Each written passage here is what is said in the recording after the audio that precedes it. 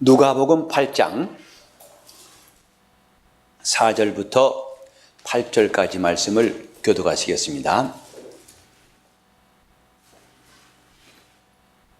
각 동네 사람들이 예수께로 나와 큰 무리를 이루니 예수께서 비유로 말씀하시되 씨를 뿌리는 자가 그 씨를 뿌리러 나가서 뿌릴새 더러는 길가에 떨어짐에 밟히며 공중의 새들이 먹어버렸고 더러는 바위 위에 떨어짐에 났다가 습기가 없으므로 말랐고 더러는 가시떨기 속에 떨어짐에 가시가 함께 자라서 기운이 나갔고 더러는 좋은 땅에 떨어짐에 나서 백배의 결실을 하였느니라. 이 말씀을 하시고 외치시되 들을 귀 있는 자는 들을지어다. 아멘. 예수께서 말씀을 하시려고 하실 때마다 각 처에서 각 동네에서 수많은 사람들이 몰려 나와서 큰 무리를 이루었습니다. 그 말씀을 듣고자 한 사람들의 심정이 어땠을까요? 그들은 누가 이끌어서 나온 것도 아니고 그들이 자원해서 그 말씀을 듣고자 해서 나왔습니다. 신앙생활은 강제가 아니고 억지가 아니고 또 마지못해서 하는 것이 아닙니다. 왜 그런지 아십니까? 우리 스스로가 열심을 낸다고 하지만은 그것이 얼마나 제한적이고 또 별 수 없다는 것을 우린 잘 압니다. 작심삼일이라는 말이 있죠. 내가 새벽 기도에 나가야겠다. 결심해서 하루는 나왔지만 그 다음 날은 잘 안 되는 것도 익히 알고 있을 것입니다. 그러다 보니까 자신이 무너지고 또 스스로에 대해서 신뢰하지 못하고 연약한 모습도 볼 수 있어요. 여기서 사람들은 고민하는 겁니다. 하긴 해야 할 텐데 안 되고 이 사이에서 나중에는 종교인같이 열심히 낸 사람도 있고 아니면 거기서 주저하는 사람도 있습니다. 그래서 신앙생활을 어떻게 할 것인가에 대하여 참 갈등도 많이 하고 방황도 많이 하고 각각 사람에 따라서 스타일이 참 달라요. 하지만 우리는 기억해야 할 것이 영적 생활은 억지로 하는 것이 아니다 하는 것입니다. 종교인은 억지로 자기를 복종시키려고 애를 쓰는 사람들입니다. 그러니까 사람으로서는 참 훌륭한 사람들이라 볼 수 있어요. 저렇게 노력하는 사람들이 드물기 때문에. 하지만 신앙인은 종교인보다 더 수준 높은 사람이라는 점을 이해할 것은 억지로 하는 것이 아니라 각각 자원하여 그들이 움직이기 때문에 더 놀라운 결과가 나옵니다. 교회가 성장하는 곳에는, 교회의 생명력 있는 곳에는 공통적인 특징이 있는데 각각의 성도들이 자원하는 심령으로 모이고 기도하고 사모하고 열심을 낸다는 사실입니다. 예나 지금이나 어느 교회든지 간에 살아있는 교회는 자원자들이 많아요. 사모하고 의지하고 또 열심을 내는 사람들이 많습니다. 그래서 자원봉사하는 사람들은 교회의 가장 큰 자원입니다. 그들만큼 큰 자원이 없어요. 영적 생활이 이런 자원함에서 나온다는 것을 약간 오해할 수 있어서 다시 말씀드립니다마는 종교인의 열심을 자원함이라고 생각하지 마세요. 그들은 아까 말한 대로 극기하는 중입니다. 자기를 극복하는 중입니다. 노력하는 중입니다. 억지로 힘들지만 억지로 그러니 남들은 하기 싫지만은 하지 않지만은 그걸 해내니까 대단한 사람들이죠. 마치 신앙도 그와 같다고 생각하지 마시라 이 말입니다. 종교인들은 자원한 사람들이 아니에요. 고행한 사람들이죠. 자원한다는 말은 이미 그들 속에 역사하신 분이 계시기 때문에 그들이 그 은혜를 힘입고 자원하는 것입니다. 이게 다른 점이다 이 말입니다. 골로새서 1장 29절에 보면 이를 위하여 나도 내 속에서 능력으로 역사하시는 이의 역사를 따라서 내가 힘을 다하여 수고하노라. 그 자원자의 모습을 아주 정확하게 볼 수 있는 말씀이 바로 그 말씀이에요. 겉으로 볼 때는 종교인도 열심히 있고 자원자도 열심히 있으니까 비슷비슷한 것 같지만은 그러나 전혀 본질은 다릅니다. 종교인들은 악착같이 스스로가 자기를 긋게 하려고 애를 쓰는 겁니다. 무너져 내려가는 집을 안 넘어지게 하려고 땀 흘려서 있는 힘을 다해서 버텨 있는 것처럼. 그러나 신앙은 버티는 게 아니다 이 말입니다. 강제가 아니고 억지가 아닙니다. 그 속에서 능력으로 역사하신 이의 역사를 따라서 그들이 주님의 힘으로 자원하여 섬기는 것이다 이 말입니다. 그러니까 지금 교회에서 봉사하더라도 나를 봉사하게 하는 힘이 뭐냐를 보라 이 말이죠. 내 열심이라면 그건 종교인도 할 수 있어요. 그러나 내 속에서 능력으로 역사하신 이가 역사하셔서 그분의 열심으로 할 때 이 사람이 진정한 자원자예요. 진정한 봉사자예요. 신앙생활 그렇게 하는 겁니다. 하나님이 우리에게 믿음을 주시고 우리가 하나님을 섬기는 성도가 되게 하신 것은 종교인들 하는 것이 아닙니다. 제가 여러분과 함께 신앙생활 시작하면서 말씀드렸죠. 저는 앞으로 억지로 코 꿰듯이 신앙생활을 지도하지 않겠노라고. 억지로 쥐어짜듯이 하는 것은 하지 않겠노라고 말씀드렸죠. 저도 사실 힘들어요. 저도 그런 일에 익숙했다가 갑자기 바꾸려니까 저도 보통 힘든 게 아닙니다. 저도 나올 때가 있어요. 짜고 싶어가지고 기름 짜듯이 이렇게 나올 때가 있지만 다시 또 바람이 빠지면 이제 아니다. 아니지. 왜? 사람의 생각 같아서는 급하니까 그 좀 탁 하다가 아니다. 그래도 튜브에 바람 빠지듯이 바람 뺍니다. 신앙의 본질은 자유예요. 진리를 알지니 진리가 너희를 자유케 할 것이다. 12제자가 여러분 극기한 것 같습니까? 어떤 사람은 극기한 님을 볼 겁니다. 자기를 초월하고 박애정신으로. 착각하지 마세요. 그들 속에 역사하신 일을 모르기 때문에 그런 말을 하는 겁니다. 우리는 누가 끌어와서 끌어가는 신앙생활, 혹시 지금까지 그렇게 했을지라도 이번에 체질을 바꿔야 됩니다. 우리 교회 시작부터 체질을 바꿔놔야 돼요. 각각 은혜 받고 각각 자기 속에서 역사하신 이의 역사로 우리가 자원하며 봉사할 수 있도록, 그걸 다른 말로 하면 자유자로 일하라는 것입니다.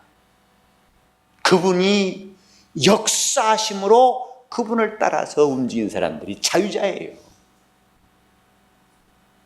영적 생활의 참 모습, 자유자에게 찾을 수 있습니다. 여러분이 예배하는 것도 봉사하는 것도 자유자가 될 때 비로소 여러분 영혼에도 유익이 있고, 그것이 참 보기 아름다워요.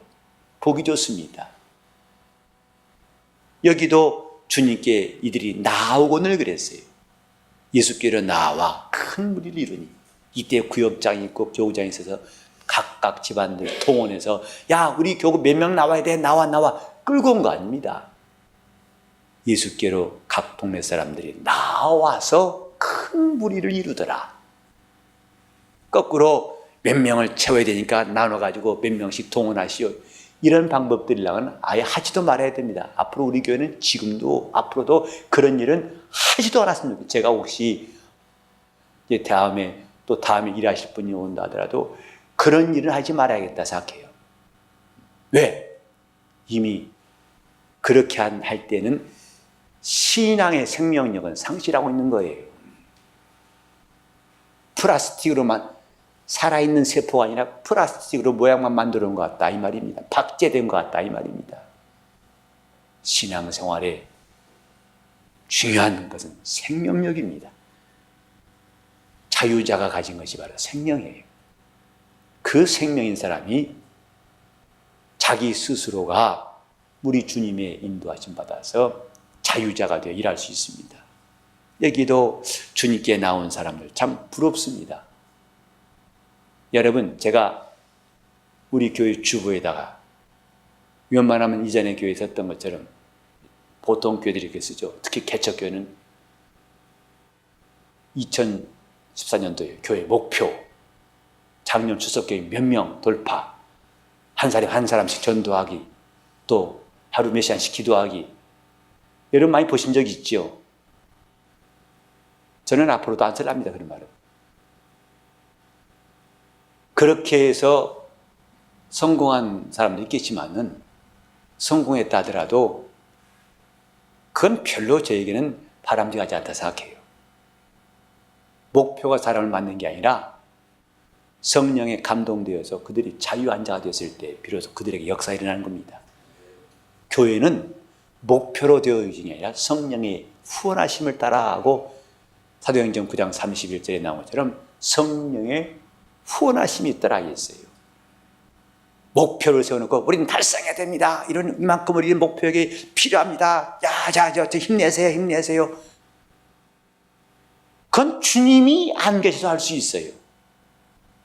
그러나 주를 경외함과 성령의 후원하심으로 교회가 진행하더라고 말씀했습니다. 우리 각각이 다 성령의 후원을 받는 사람들 될 때에 우린 주님께서 일하시는 목표를 인간의 목표가 아니라 주님이 원하신 목표를 이룰 수 있어요. 그러기 위해서는 각각이 다 은혜 받아야 됩니다. 각각이 튼튼한 신앙이 돼야 됩니다. 병든 사람 속에서는 생명이 나올 수가 없어요. 아름다움이라는 것은 건강한 사람에서 찾을 수 있지 병든 사람에서는 아름다움은 찾을 길이 없습니다. 여기에 큰 무리를 이루니 예수께서 그들에게 비유로 말씀하시더라. 주님이 말씀하실 수 있도록 그들이 모여서 그들에게 드디어 주님이 입을 열어서 말씀하십니다. 우린 여기서 주님이 말씀하시니 이걸 좀 잘 기억해 보세요. 그 전에 사람도 없는데 주님이 말씀하신 적이 없어요. 그런다고 해서 주님은 바리새인들이 모인 곳에서 말씀하신 적도 없어요. 이렇게 각 동네에서 주의 말씀을 들으려고 사모에 나온 사람들, 그들이 그 말씀을 듣고자 하니까 그때 드디어 말씀하시니 이랬어요.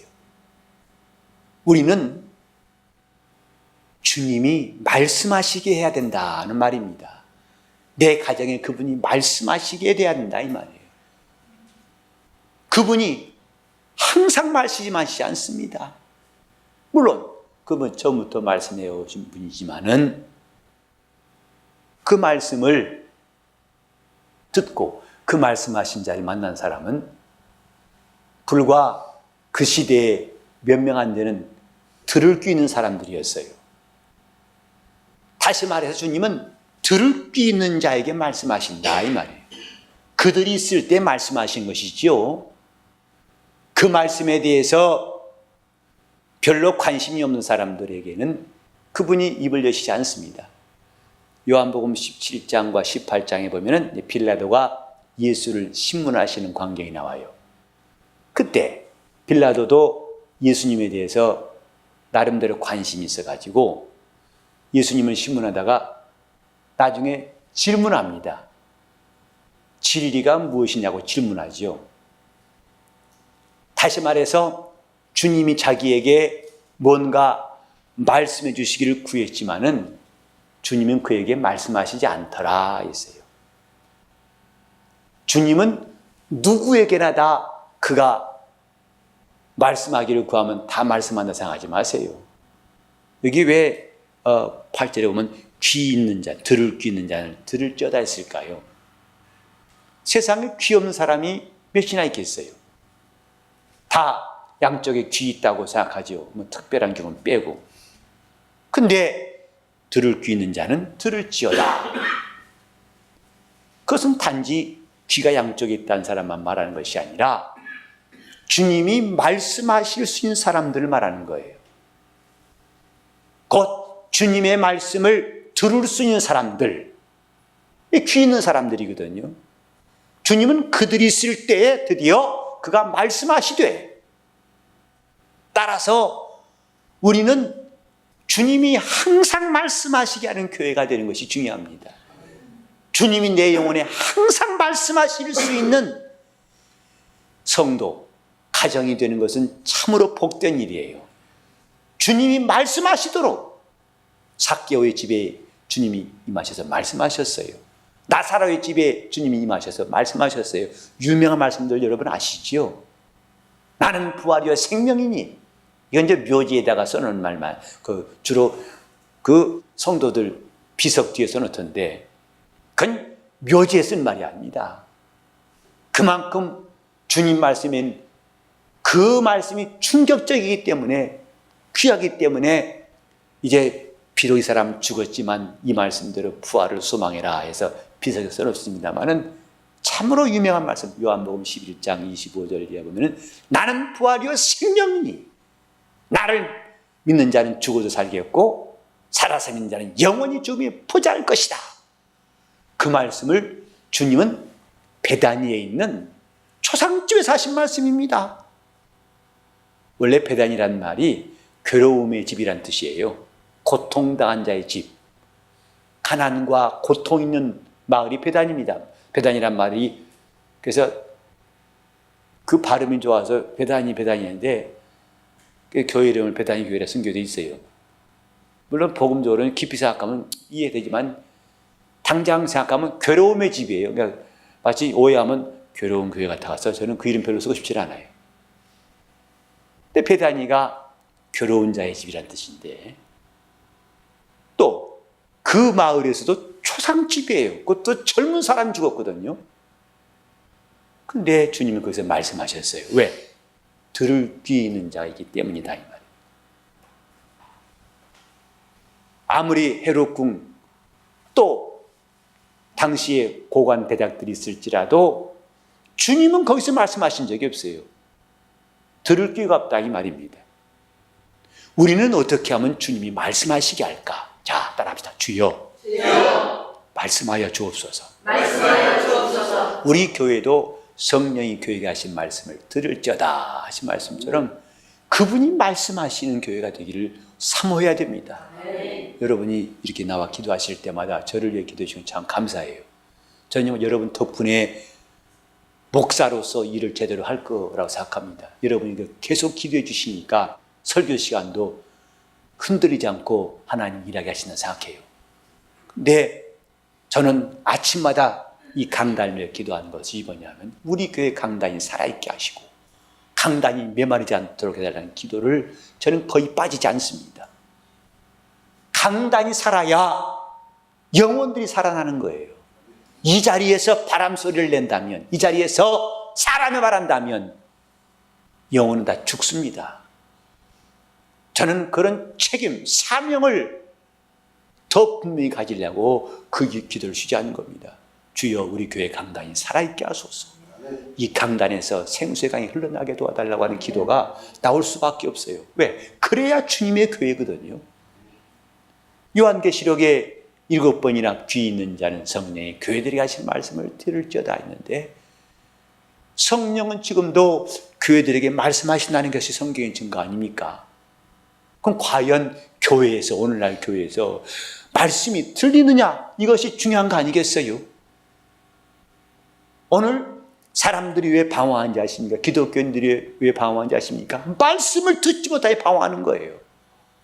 말씀을 들은다면 영혼들은 방황치 않을 겁니다. 여긴가 저긴가 기웃거리지 않을 것이고 저 유튜브에 그렇게 많이 쏟아지는 동영상 보고서 목사님 어떻게 하죠?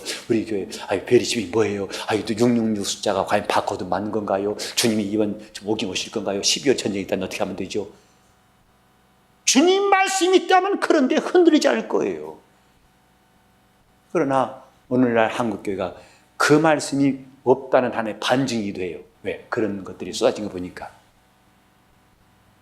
귀 있는 자는 성령이 교회에 하신 말씀을 들을지어다. 주님 똑같은 말씀하셨어요. 외치시되, 그것도 소곤소곤 말씀하신 게 아니라 외치시되, 들을 귀 있는 자는 들을지어다. 하나님 말씀을 들을 수 있는 귀가 있느냐 이 말이에요. 그 말씀이 무엇인지, 과연 그 말씀을 분별할 수 있는, 의의 말씀을 분별할 수 있는 사람이 있을 때, 거기서 또 주님은 입을 열어서 말씀하시는 것입니다. 그러니까 그냥 욕심으로만 좋다, 주여 말씀하여 주시옵소서, 자기는 들을 기도 없으면서 주여 말씀하여 달라고 그저 떼쓰듯이 하는 것은 별로 의미가 없어요. 자신이 들을 귀가 있는 자가 되는 것부터 시작해야 된다 이 말이에요. 자, 들을 귀가 있는 자가 되게 하소서 하면 여러분들은 주여 말씀하소서를 바꿔서 합시다. 들을 귀 있는 자가 되게 하소서. 주여 말씀하소서. 방황하지 말게 하소서.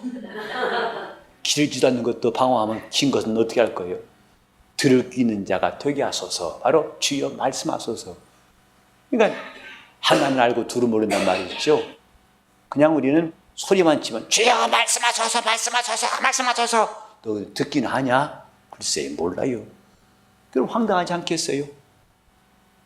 들을 귀 있는 자가 있을 때, 여기도 주님은 벌판에서 말씀하지 않으셨어요. 아무도 없는데 갈 때 보고 들으라 설교하신 적이 없어요. 드디어 각 동네에서 사람들이 예수께로 나와 큰 무리를 이루니까, 곧 사람들이 그 말씀을 들으려고 하니까 드디어 그들에게 말씀하시되, 이렇게 말했어요. 우리는 신앙이 일방적인 것이 아니고 항상 함께라는 것을 기억해야 됩니다. 그분이 말씀하신 것과 우리가 그 말씀을 들으려는 것과 다 필요한 겁니다. 내가 그 말씀의 청종자가 되려는 것이 필요하고, 그때 그분이 말씀하신 게 필요하고, 신령이 또 진정이 함께 필요한 거고, 거룩함과 화평함이 함께 필요한 거고, 어찌해서 한쪽으로만 치우치는가? 신앙은 극단이 아닙니다. 절대로 극단적인 것을 우리는 선호할 필요가 없어요. 기웃거릴 필요가 없어요. 극단이 아닙니다. 그래서 왜 오직 예수란 말 한때는 한국교회 유행했습니다. 오직 예수, 오직 예수. 그러나 그 말도 자칫하면 큰 함정이 나와요. 아버지가 없는 예수를 강조하면 그것도 이단이에요. 아무리 예수 하지만 우리나라도 구제일 예수, 무슨 예수 나왔거든요. 이번에 정해진 세월호도 그 뿌리입니다. 구원파도 자칭 예수라고 그랬어요. 근데 자기는 예수라는데 아버지와 관계없어요. 아버지가 보낸 사실이 없는 자칭 예수입니다. 이렇게 극단 오직 예수 하다 보니까 나중에는 물론 구원, 우리가 하나님 나라에 가는 구원의 길은 오직 예수 믿는 것밖에 없다. 그 말은 맞아요. 그러나 예수를 강조한 나머지 아버지를 알지 못하고 성령을 부인한다면 그건 전혀 다른 신이라 이 말입니다. 극단은 옳지 않습니다.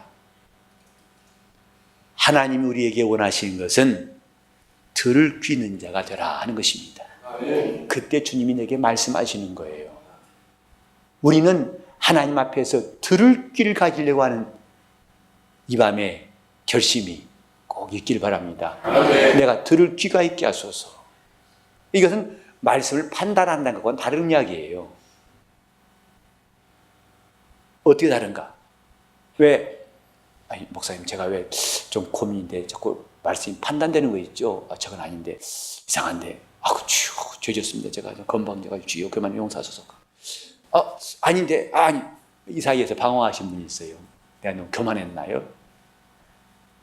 우리 이거 생각해 보세요. 판단과 분별은 다른 거라 생각하세요. 하나님 말씀을 머리로 들으면, 이성으로 들으면 판단하게 되어 있습니다. 옳으냐 틀리냐 그곳에 관심이 있어요. 이게 판단이라고 그래요. 그런데 하나님의 말씀을 제대로 자기 영혼이 듣게 되면 그때는 분별하게 됩니다.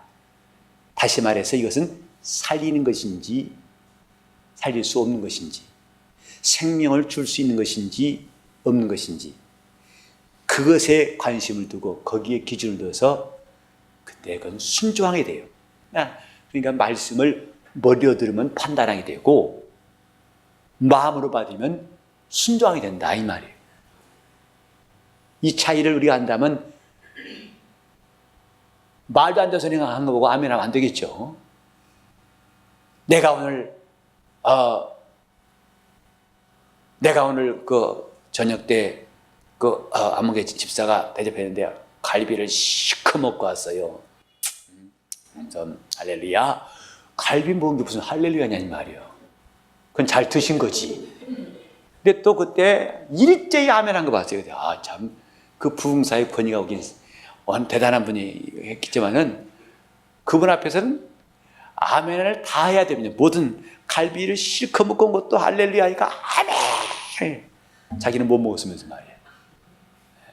부흥사 혼자 먹고 자기는 다 못 먹었으면서 아멘 합니다. 근데 여러분이 하나님 말씀 앞에 아멘 할 때는 배고픈 상태에서 하지 마시고 여러분들 배불러서 아멘 하셔야 됩니다. 그 은혜의 말씀이 나에게도 임하였기 때문에 아멘 해야 되지. 목사님은 좋게 해서 배부른데 나는 배가 쩌럭쩌럭 배고픈데 아멘. 아무 소용없어요. 그러니까 지금 말도 안 되는 것을 갖다가 아멘이라는 말이 아닙니다. 분별이라고 하는 것은 영적인 것이다 이 말이에요. 판단이라고 할 때는 이성적인가 생각하시면 돼요. 그 말이 맞냐 틀리냐 이성적인 분간을 말하는 것이 한다면 분별이 할 때는 영적인 측면이라고 생각하시면 된다 이 말이죠. 그러니까 들을 귀가 있단 말은 분별할 수 있다는 뜻이거든요. 주님은 그 말씀을 들을 줄 아는 사람들. 그래서 예수께서도 요한복음 10장 27절에 내 양은 내 음성을 들으며 그랬어요. 나는 저를 알며 저는 나를 따르느니라. 양은 옳고 그런 걸 따지는 게 아니라 자기 목자의 음성인지 아닌지 그걸 분별할 수 있는 짐승이에요. 그래서 이것은 지식적인 이성적인 측면이 아니라 양에게 무슨 IQ가 있겠어요? IQ 있어봤자 인간보다 더하겠습니까? 그런데 양이 갖고 있는 중요한 기능은 목자의 음성을 분별할 수 있어요. 거짓 목자인지 자기 참 목자인지. 그래서 내 음성을 들으며 주님은 지금도 들을 수 있는 자가 듣길 바라신 겁니다. 우리는 이 마음에 분별이 있도록 이게 사람의 말인지 하나님 말씀인지 그건 판단하는 게 아니고 그건 분별입니다. 하나님 말씀을 들을 줄 안다는 것은 머리가 좋아서 이성적으로 판단한다는 게 아니라 분별이 있는 겁니다. 다 이제 판단과 분별을 이해하시겠어요? 네. 말도 안 되는 걸 보고서는 그건 판단하는 거죠. 저 아니구나. 그것은 건방진 게 아니에요. 아닌 건 아닌 거죠. 갈비 먹는데 무슨 아멘이란 말이에요. 그건 아닌 건 아니란 말이에요. 아멘이란 말은 참으로란 뜻인데, 진실로란 뜻인데, 갈비를 드신 것이 진실로 할 말이냐 이 말이고, 그건 진실이란 가치는 없어요. 우리는 주님이 드디어 들을 끼는 자들 앞에서 말씀하시되 마태복음 5장 1절 이하에도 주님이 산에 오르사 앉으시니 무리가 나온지라 예수께서 입을 열어 가르쳐 가라사대라고 기록되었죠. 어떻게 하면 우리는 하나님 말씀을 들을 기가 있을까? 이 밤에 우리는 들을 기가 있는 주님의 양 되려고 결심하는 시간 되시길 바랍니다. 네. 들을 기 있는가 이 말이에요. 비록 이 귀가 요 귀는 나이 들면은 점점 청력이 떨어지죠.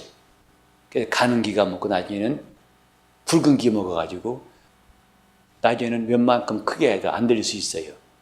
그러나 저 하나님의 사람들 보면요, 그들은 나이 들어서도 주의 음성을 듣고 따랐어요.